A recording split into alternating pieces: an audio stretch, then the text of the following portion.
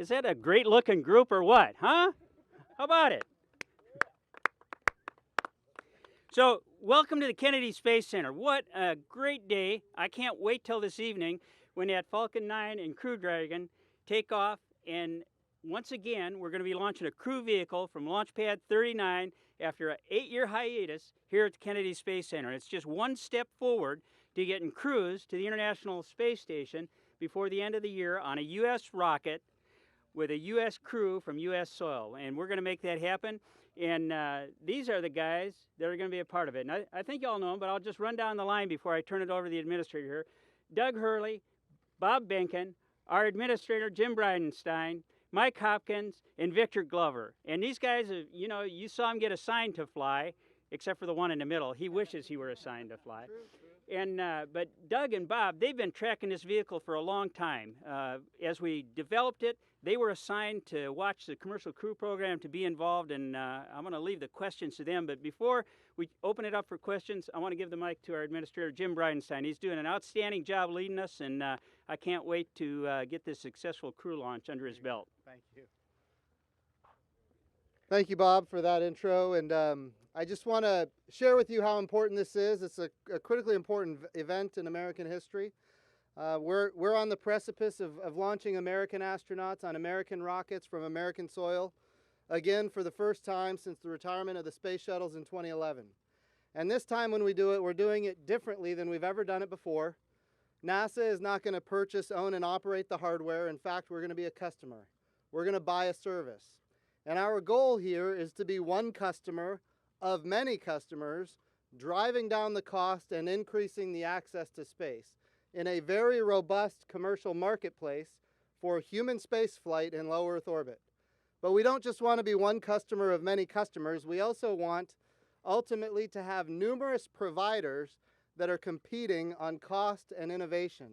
And because we have that capability developing right now, of which Demo-1 is a critical, I don't want to say first step, but it's a critical step in the eventuality of launching Americans again from our own soil. Because we have that capability, we're going to have more access to space at a better cost than at any point in human history. And we want to continue this progress. I want to say thank you to Bob Cabana. A lot of you here might be local media, and it is absolutely true that with the retirement of the space shuttles and the cancellation of Constellation, this center was devastated. But because of the activities that have been going on here under Bob's leadership and previous NASA administrators, this center, the Kennedy Space Center, is thriving. And in fact, it's growing. And we've got commercial launches, not just Boeing and SpaceX, but in the not too distant future, we're going to be launching the SLS with the Orion crew capsule on a deep space mission all the way to the moon. So we have a lot under development right now. In fact, you could argue we've got more under development right now than at any time, even during the Apollo era. So this is a great time for American spaceflight. I also want to say this, and it's an important point. We have had amazing support from the administration with the budget requests for NASA.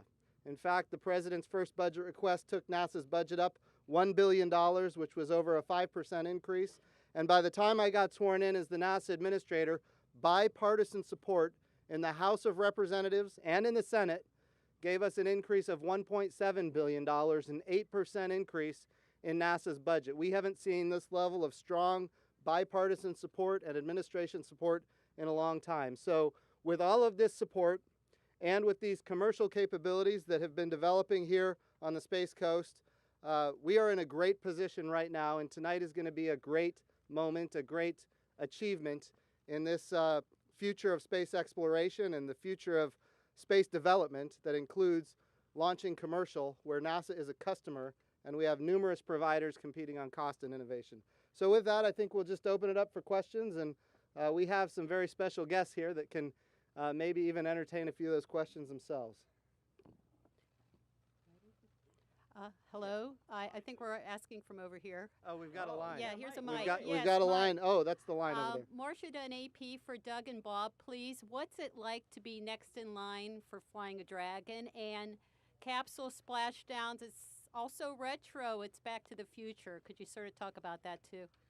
All right, I'll take the first part, and then maybe Bob will take the second. Yeah, next in line is pretty exciting. Obviously, As the administrator said, this is kind of the next critical step in putting people on Dragon. So we've got this flight, and then we've got the in-flight abort, and then ideally our flight soon to follow. So I can't begin to explain to you how exciting it is for a test pilot to be on a first flight of a vehicle, and you know we'll be ready when SpaceX and NASA is ready for us to fly it. I think for both of us, as Doug mentioned, there's something really exciting about being first, getting to fly a crewed mission kind of coming out of this. We're going to do it, like you said, the old school way. We both landed on shuttles smoothly at the runway here, I think for both of us on both of our shuttle flights. And so really excited to be on this flight and to take the splashdown at the end. I think Sonny Williams described it the best. It was the one experience that none of the original group of us as commercial crew cadre had under our belts, was landing in a capsule, and so we're looking forward to that. Hi, I'm Stephen Clark from Spaceflight Now for Doug and Bob as well. If you could speak a little bit about what you're going to be doing during the countdown tonight and where you're going to watch the launch from. Are you going to be doing any practicing, like it's going to be the real launch day for you guys, or just spectators? And also, have you had a chance to strap into this particular Crew Dragon to go inside and look around and give me your impressions of what Ripley will experience during the launch? Yeah, we have not been in this particular vehicle, although prior to the hot fire, we were out at the pad on the swing arm and at least got near it. But we actually haven't been in the vehicle, although Bob was here for the CEIT, so he might be able to tell you a little bit more. We're going to be in firing room 4 for the launch itself, listening along with the team and kind of keying on the things that would be relatively important to us, you know, the timing for the fueling and the different things when we strap in, all those different events. So just kind of keying into what the team's doing at those times. We've been here before for hot fires and for launches, so we've kind of gotten used to the cadence of their team as they launch their Falcon 9. So this will be just one more step in kind of familiarizing ourselves with that event. I think we're taking the opportunity with this demo flight to learn all that we can in preparation for our upcoming crewed flight. So one of the things that we'll have to do is understand our role as a part of the team that pulls off this spaceflight endeavor. And so part of that is understanding what happens inside the firing room, what happens out at Hawthorne for the spacecraft control. So we'll be chasing the spacecraft down in some sense. We'll be racing from here across country to get out to Hawthorne for the docking. And then we'll both be in place in Hawthorne to follow along with entry for this vehicle. And it really is our chance to not be on board, but be with the rest of the team that'll support us when we actually fly this vehicle when Demo-2 comes around. I was able to be inside of the Demo-1 capsule a few months back as a part of the kind of a crew exercise to check the interfaces out that the crew on orbit will have to operate to make this mission successful when it gets to the International Space Station. It was a really neat experience. Not everything was exactly as it is right now. It's continued to get polished in some sense to make it as successful as it can be when it gets to the space station. So definitely excited to have been in a spaceship that's headed towards the International Space Station later tonight. Hi, Jeff Faust of Space News. Question for the administrator. What's your level of confidence that either Crew Dragon and or Boeing Starliner is going to be ready to start flying people by the end of the year safely? And then also, what's the status of the review of the safety culture of the commercial crew program that you announced a few months back would be undertaken? So number one, I would say I'm very confident. In fact, you can write in your article, I'm 100% confident, because as far as I'm concerned, you're either for it or you're not, and I think we're going to get it done. As far as the safety review that's underway, this is for both contractors. NASA has a long history. We've been through accidents. We've seen them before. And we want to make sure that that culture that we have developed over the years as a result of those incidents not just applies to our agency, but also applies to our contractors. I'm certainly not going to prejudge any of the results of that. I will tell you that I'm highly confident that our contractors are complying with the terms of their contract, and I expect that we will find that their culture is very safe, and we look forward to revealing that when the time is right. Hi, Marina Korn from The Atlantic. This is a question for the crew. I want to ask about your training inside Crew Dragon versus Shuttle or Soyuz, because the inside of Dragon looks really sleek and like something out of a movie, but some of your previous experiences, you've just been faced with wall-to-wall switches and buttons. I'm wondering if you can compare your experiences between the two. Three. You want that one? You can do the show. Okay. Yeah, as Colonel Cabana can testify, 2,000 switches and circuit breakers inside the space shuttle. This vehicle has on the order of about 30 buttons that are hardware buttons, and everything else is interacted with the vehicle via the touch screen. So it's an incredibly sleek-looking vehicle from the inside, and it's very easy to operate from the crew interface perspective relative to what we were used to with shuttle. So much easier. A lot less errors that the crew can make. The shuttle was very easy. You had switches literally right next to each other, and if you threw the wrong one, you could make your day a lot worse rather than a lot better. And it's just so much more intuitive in this vehicle. So they did a really nice job of kind of setting it up for the crew to be successful. Could I address that for a second? Yes, sir. If it's all right, I'd like to address that as well. And this is an important point. Remember, the goal here for NASA is to be one customer of many customers in a robust commercial marketplace. And because of that objective, we have numerous providers that are competing on cost and innovation, and they are preparing for a future where customers are not NASA. Those customers could be, it could be foreign sovereign countries. It could be individuals that want to go to space. And so what has happened here is we have one of our providers that has developed a crew capsule that looks as much as possible like the inside of the cabin of a commercial airliner, which is a development that took place not because NASA had a requirement, but because NASA is a customer in a robust commercial marketplace of the future where there will be other commercial customers for this kind of activity. So that's why I think that the capsule has this very different look than those of the past. Hello, Tim Fernholz from Quartz. Another question for the administrator. In your previous job in Congress, you were a big advocate for the public-private partnerships and the kind of commercial activity you're talking about right now. I'm curious if you wanted to reflect, now that we're just at the moment before the launch, how has that last couple of years been for you, seeing this program come to maturity? And, you know, you were talking a minute ago about the bipartisan support for it. Why has it attracted so much support now after maybe being controversial earlier on? So I think people have seen the success. They're seeing, when I say success, not just commercial partners launching things into space, but they're also seeing the driving down of cost and the increasing of access. They're starting to see a more robust commercial marketplace. The thing that's important for me as the administrator is to consider what the president has tasked me with doing. I've been tasked to go back to the moon sustainably. In other words, this time when we go to the moon, we're going to stay. That doesn't mean we're going to necessarily have a permanent human presence on the surface of the moon, but we're going to have permanent access to the surface of the moon with landers and rovers and robots and humans. And in this access, we're going to have more access to more parts of the moon than ever before because of Gateway. In other words, we're going to be able to get to the poles where we now know that there are hundreds of millions of tons of water ice. Here's the point in all of this. We really have, one exploration campaign with humans, but we have three theaters. We have low Earth orbit, we have the moon, and we have Mars. And when we think about those three theaters, each one of them has requirements for funding. And if we can commercialize as much as possible our activities in low Earth orbit, we can drive down the costs, and then we can spend our resources provided by the taxpayer to do things for which there is not yet a commercial marketplace, but where we believe there will be an eventual commercial marketplace, that being cislunar space and the surface of the moon. So I was an advocate for commercial in the House of Representatives. That does not mean I was not an advocate for what the government is doing as well. And SLS and Orion are a critical piece of the architecture for this entire exploration campaign, which includes low Earth orbit, cislunar space, and eventually Mars. So again, the goal here is to fund the entire package with international partners, which, by the way, we're working really hard to grow the international partnership. And I know a lot of you guys covered yesterday the fact that we had this great announcement with Canada joining us for the next 24 years in our exploration of the moon, which is fantastic. We're thrilled about that announcement.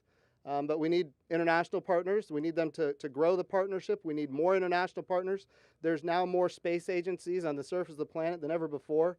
And we also need more commercial partners, folks that are willing to step up and partner with us. As you mentioned, the public-private partnership, where they can take advantage of their own opportunities apart from just providing services to the United States government. So the whole architecture, commercial and government together, putting all of it together is ultimately what's going to make it possible.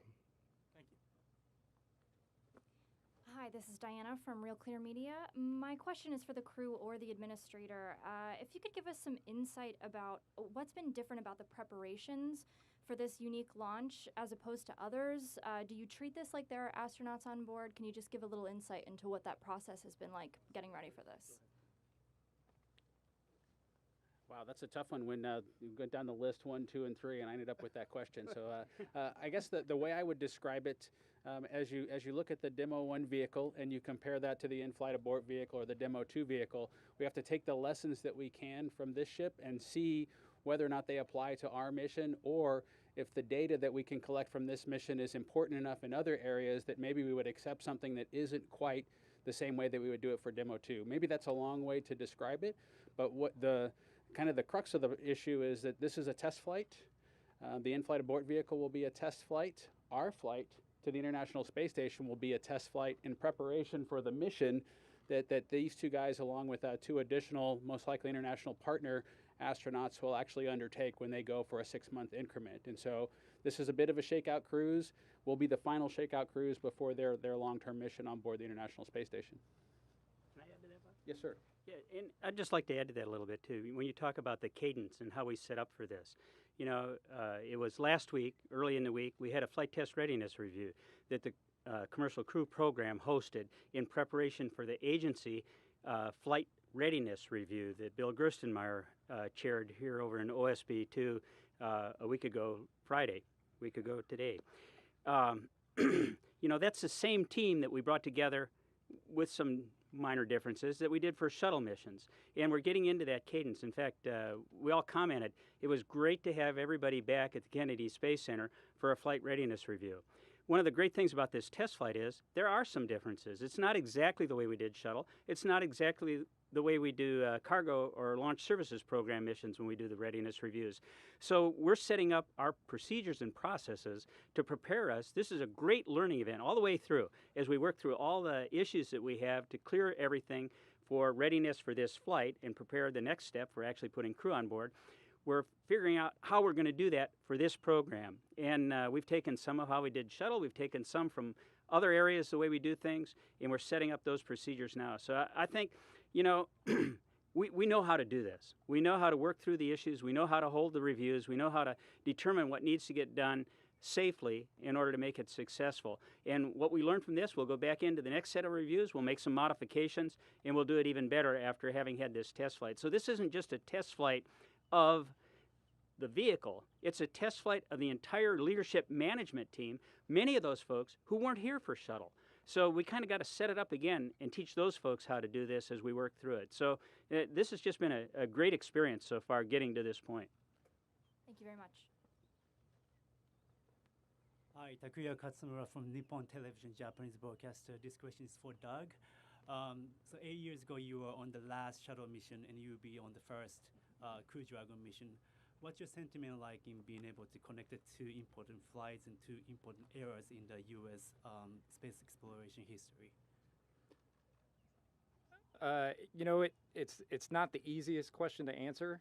I mean, it was the only thing you can say is it's just great to have grown up in this country and had that opportunity and been able to participate in the last flight of the space shuttle, which in and of itself was just incredible to be part of that whole experience, that whole year process of how we did what we did and then eventually flew the mission.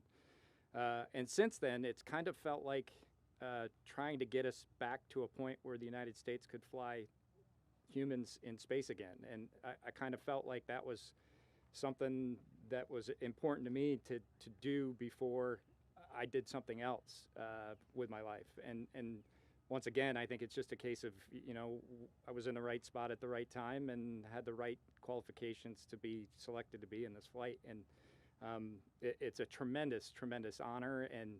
And I take it very seriously every day. I try not to think about it too much because, you know, the focus that Bob and I and Mike and Victor have right now is just Demo-1, then in-flight abort, and then Demo-2, and then, as Bob said earlier, getting these guys up there for 6 months for an expedition.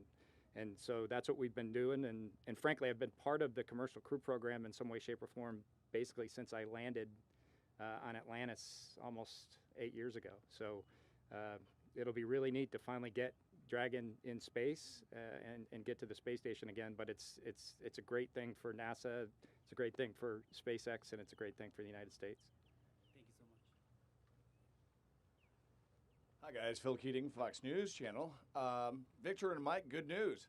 You finally get to chime in. But the question is for all four of you. You know, the only thing on board is the Mannequin Ripley, but it's loaded with sensors which are really about your own safety in the future. How impressed and confident are you with SpaceX and its relationship with NASA here? Would you actually be willing to be on board for this maiden voyage? Why and why not? It's all you, dude. Call me out. So that's a tough question as well, right? Because as we prepared for the DM-1 mission, of course, it was done knowing that there weren't crew on board. And so, like everything that's been going on over the past 8-9 years with commercial crew, it's been a partnership between SpaceX and it's been a partnership with NASA and the safety teams and the engineering teams and all of them evaluating this particular vehicle and making sure it's ready for this particular milestone. And this particular milestone doesn't include crew, and I think there's important reasons why we don't put, if we don't have to put crew on something of a first flight like this for safety reasons, and I think that's smart. So in terms of if we were going to be on that, I think it would probably be a little bit different process getting to this point. Maybe you'd reevaluate some of the risks a little bit differently. And so I think if we were a part of the plan, I think we would be ready for that and we'd be ready to go. Anyone else? No, you need to get your chance. So first, I apologize for the glare coming off my head. It's a little warm out here, but so I'm going to answer your question directly first and say no, because we've learned something. You've got a group of folks up here, all the training and experience that's up here as developmental flight testers. And even though I'm the rookie in the group, I'm still a test pilot, military test pilot as well. And we understand the importance of that build-up approach. And so if we were to put a crew on that, I can tell you this, we wouldn't be having this press conference right now. We may fly a first flight. You know, you're probably referring back to the shuttle and in that era. And if we were to try to do it with that approach, it would take us a lot longer. So I'm very happy that we're doing it this way and that we're going to get Bob and Doug up there to finish shaking out and the in-flight abort and make sure that we're ready to go when we do a long duration mission. So no. But Bob and Doug, do you anticipate any nervousness this summer? Ideally. Well, I guess that part of the reason that we're in the job that we're in is that we tend to get nervous kind of after the fact rather than in the moment. They do their best from a training perspective to try to beat that all out of you by giving you a lot of experiences before you jump into the actual spaceship and ride it into space. And I remember on my first shuttle launch, we did have an anomaly right off the pad, and we were flying through a cloud deck, and there was a lot of orange light coming through the windows. And so when those two things happen, an anomaly and the orange light coming through, you start to think about whether or not those are confirming cues of badness, you know. And I remember going through that moment and really having just a fraction of a second where, you know, you could be scared, but really thinking internally that, well, I hope everything was done that could be done because we're still heading in the direction that we're headed. And so there was really nothing I could do at that point. Being nervous wasn't going to help. Definitely 10 days later, when our whole Ascent flight deck space shuttle crew played back the video of that moment, that's when we all went through the nervousness of the actual situation, and we realized, hey, that was a little bit strange. That wasn't what we were expecting. The separation from the external tank didn't go the way that we expected it to, but we lived through it real time, and it just was something that we processed and executed, and then got scared several days later when we actually played back the tape.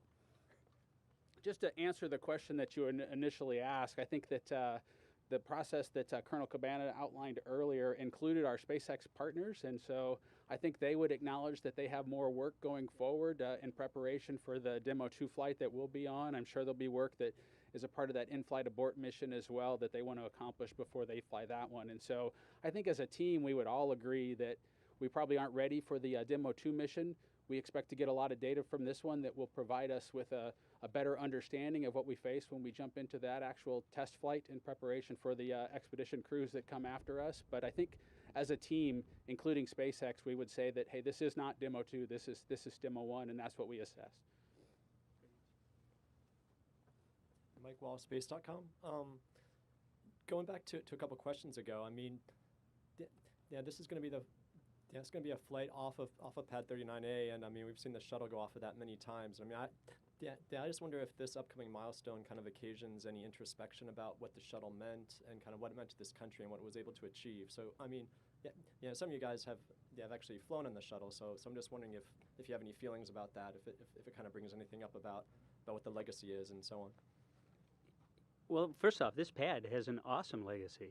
Like I said earlier, I mean, all the flights that went to the moon launched off this pad.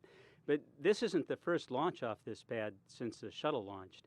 SpaceX has launched, I think, 13 times off this pad. They've launched the Falcon Heavy. They launched 12 Falcon 9s. They had cargo to the International Space Station.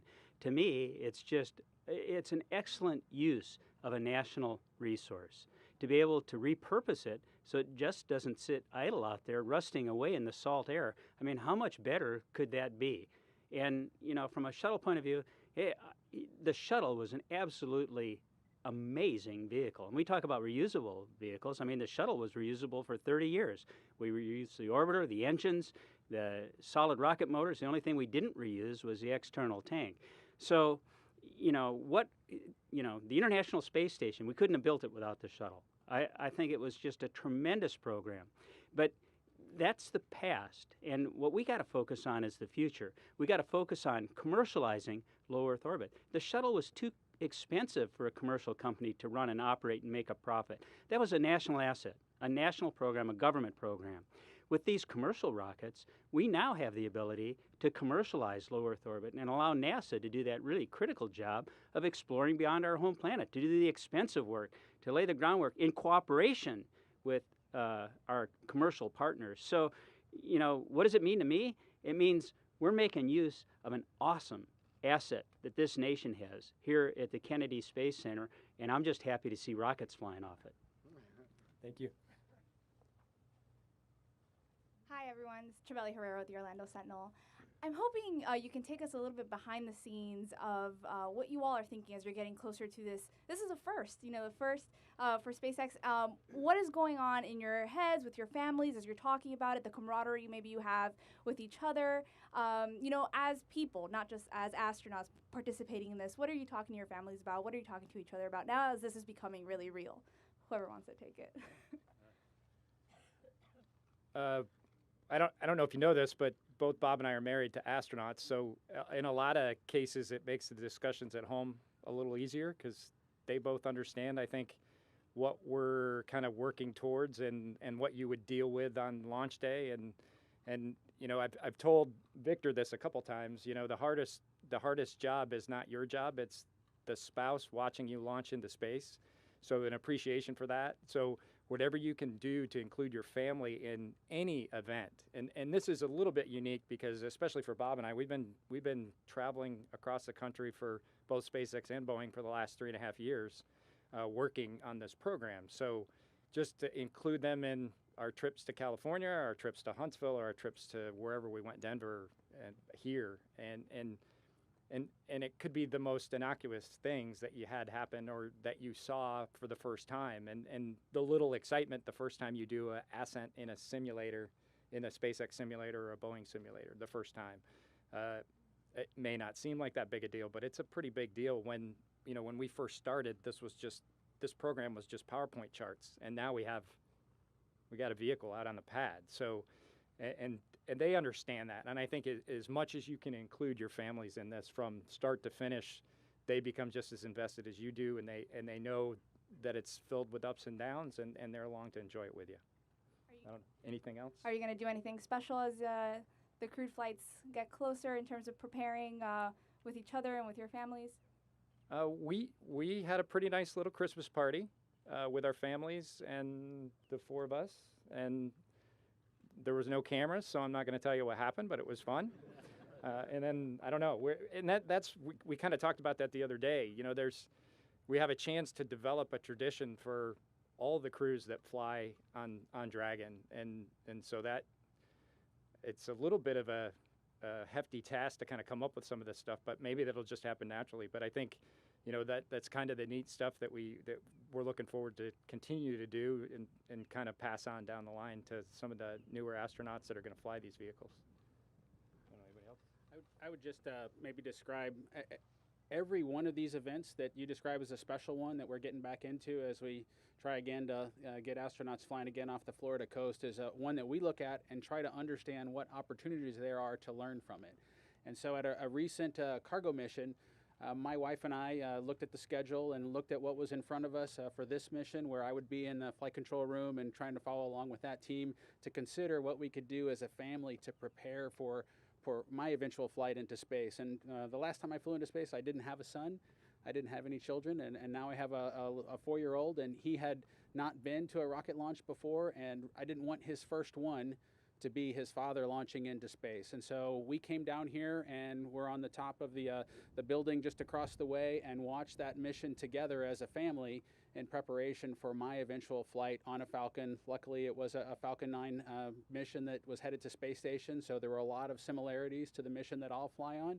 And so each one of these opportunities we look at very carefully, at least I do with my spouse as a family, to see, hey, what can we take away from it technically, which is what I'm going to do here for the demo mission number 1. What could we take away from it from a family? You know, we had to have the discussion, should I wake my son up in the middle of the night tonight to try to get him to watch this rocket launch? He's kind of grumpy when you wake him up, and so it's a trade-off case, right? So I got to make that decision. And so having seen this mission, we get to maybe not wake him up in the middle of the night this time around. So. We have time for one more question. Thanks. Hi, Irene Klotz with Aviation Week. Maybe for Doug, if you could put your old crew cadre hat on for a second. And I was wondering what you could have any thoughts or concerns about the prospect of the Boeing crew flight test turning into an extended station stay. And for Mr. Bridenstine, when you expect to make that call, since you're now hopefully within 10 months of that flight. Well, I know all 3 of those folks very well. Obviously, we all do. We see them almost every week at Johnson. They're training for a long-duration mission as we speak. I think they were in the NBL the other day, and they've got a trip to Russia, a training trip to Russia soon. And you know that you can think a lot about whether, you know, a full long-duration mission is what will happen, or it'll be kind of maybe a few months. It just kind of depends, but they'll be ready for it. I think going into this, even before we were selected for those missions, they knew that the Boeing flight might be a longer flight than potentially the SpaceX flight. So I think they're fine. You know, Mike Fink was our boss up until just a few weeks ago, and he's been to space station, gosh, 3 times, I think. So he's more than qualified to handle any eventuality in that flight. And you know, with Fergie, he's been there several times, and Duke, this will be her first flight, but she's as capable as anybody we have in the office. They'll be great. I would just say that as it gets closer, we're going to be able to assess what the needs are, and we'll make determinations based on what those needs are. What Victor talked about earlier, as far as a step-by-step approach, there's no reason to prejudge what is necessary. And I don't have a timeline for you at this time. I know that's probably not the answer you wanted to receive, but at the end of the day, we're going to have specific requirements in order to do what we need to do on the International Space Station. And at the same time, we have requirements. I have a requirement to make sure that the guys behind me are safe. And so we're going to do that first. I want to be clear about this point, though, and I think Victor made this point very clear earlier. We are not in a space race. Like, we have no requirement to go early. That race is over. We went to the moon and we won. It's done. Now we're in a position where we can take our time and make sure we get it right. That's the goal here. Make sure we get it right. And that's what we intend to do. So thanks. Thank you. I'm good.